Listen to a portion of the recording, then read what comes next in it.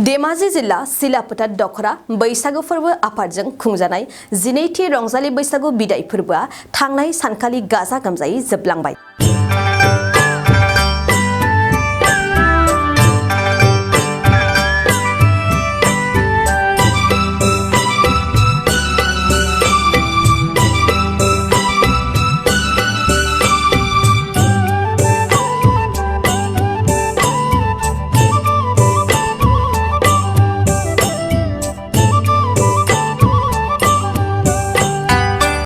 सिलापथार दखरा बैसागु फोरबो आफादजों खुंजानाय रंजालि बैसागु बिदाय फोरबोआ सानथामनि हाबाफारियाव गाजा गोमजा मेहेरगोनाङै खुंफुंजायो।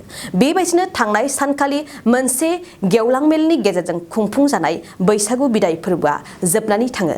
गेवलां मेलावनो गाहाय आलासि महरै बाहागो लायो धेमाजि जिल्ला आइजो अनसाय आफादनि आफादगिरि पुलेश्वरी दैमारिया। खौरांगिरि फंबायमोननिसिम आंनि गोसो गोरबोनिफ्राय सिबिनायखौ जासिग्रोबाय।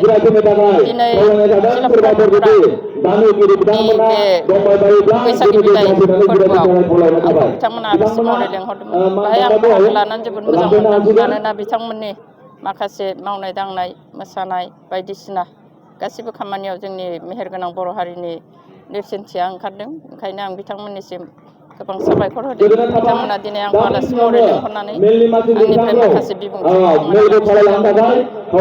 बर' हारिमुखौ माखासे लाइमोनफ्रा माने बावलाङो। जोंनि बर' हारिमुखौ माखासे लाइमोनफ्रा बावनायनि बाथ्रा बुंदों नङा होमबा? बे माखासे बाथ्राफ्रा जोंनि माखासे गारजेनफोरनिबो गोरोन्थि दङ।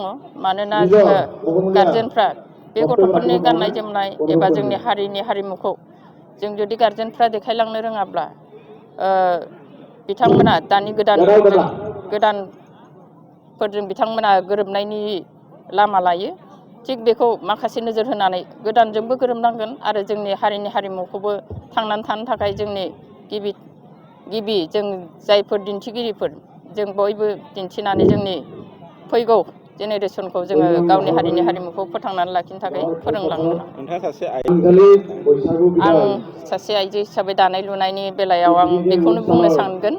मानोना जोंनि दानि आइजोफ्रा गावनि गाननाय जोमनाय दानाय लुनायखौ बावलांनो नागिरदों। मानोना बे बावलांनाया मोजां मोनसे हुदा नङा। जों जायनि थाखाय गोदोनिफ्रायनो दायै लुयै एम्फौ फिसिनानै जों खुन्दुं दिहुननानै गावखौ दानानै बर' हारिया गावखौ गोरोंसिन रोंसारसिन बर' आइजो होननानै जोङो सिनायथि लाबोखादोंमोन।